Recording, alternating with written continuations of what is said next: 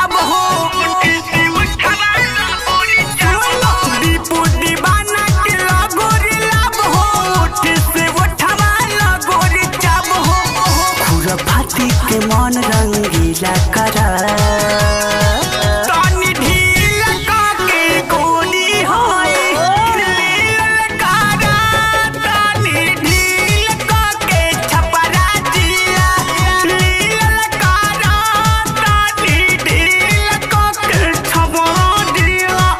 ए बाची अरे आई हो तो बच के नहीं जाओगी, जानती हो क्यों? काहे के छापरा जिला नु है जी, लूट के भेजेंगे मैं खाकर।